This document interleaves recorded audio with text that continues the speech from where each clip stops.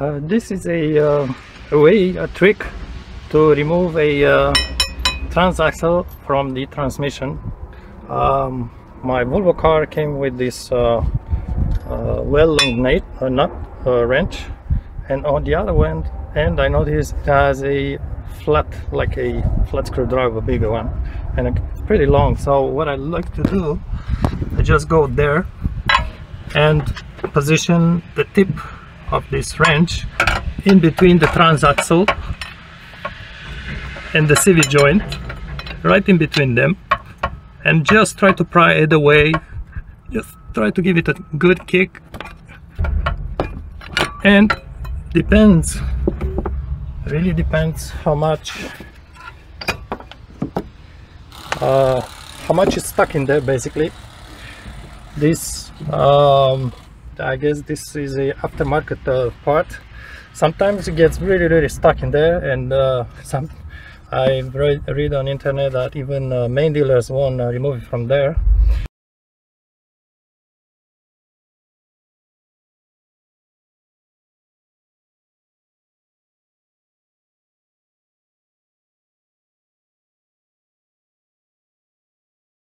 Now I like to test a little bit the CV joints before I get this home.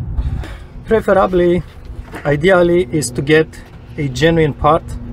And if you look at these OETK clamps, they are really thin. It's clear that at least the dashboard is aftermarket. This is not the original OETK clamp. The genuine one is very thick, actually very hard to undo. So this has been at least refurbished. Of course, you need to check the boots, see if there's any cracks or if it looks old and has like a old skin pattern to it.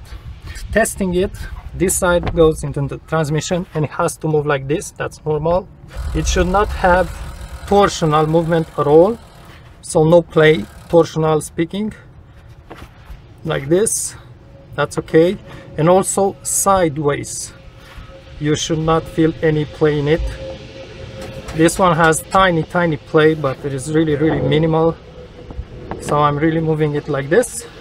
On the other side, well side, and this one, by the way, happens to get stuck.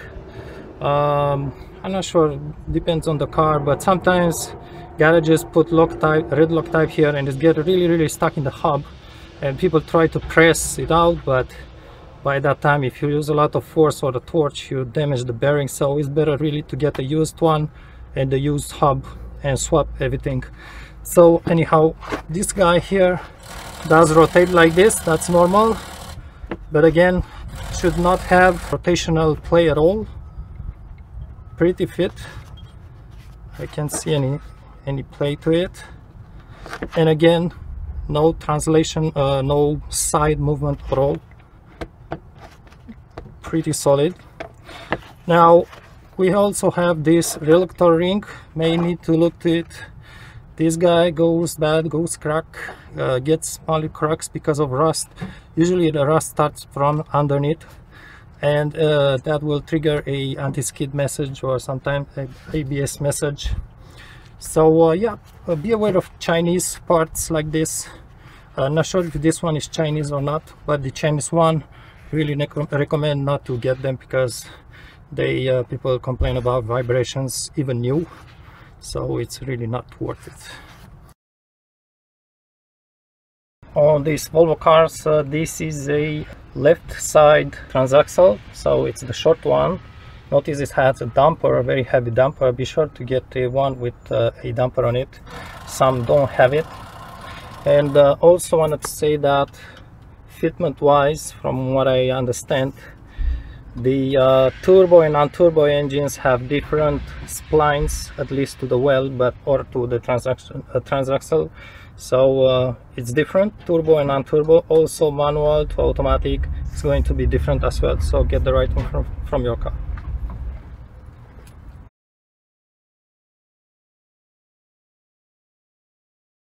This is the reason on Volvo cars why this axle and bolts 40mm usually, now you have the well hub right there, and this guy goes into the CV joint. This is the external reductor ring.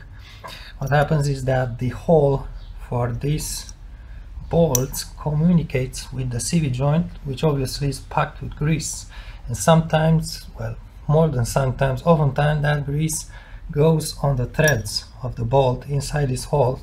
Right now I'm trying to clean it a little bit, and I'm using just a small piece of paper, sliding in there, and what happens is that if you have grease on the threads of the bolt, that will just reduce the friction and will permit the bolt to get loosened a little bit when you drive and that will cause a, if I remember well, anti-skid message or something like that. So it's always good to get this hole that goes inside there right through the shaft inside the CV joint. It's good to get some piece of paper like this and try to clean it a little bit so you don't have grease, so there's no grease on the threads when you put the bolt inside, and it will stay more secure. By the way, these bolts are stretch type, so when you torque them, I don't remember the torque, but you need to torque them and rotate 90 degrees or so they will stretch. So basically, in theory, you will need to replace them every single time you remove them from there. That will also basically will just prevent you putting the same torque the second time on the bolt, so that will also cause them to get loose.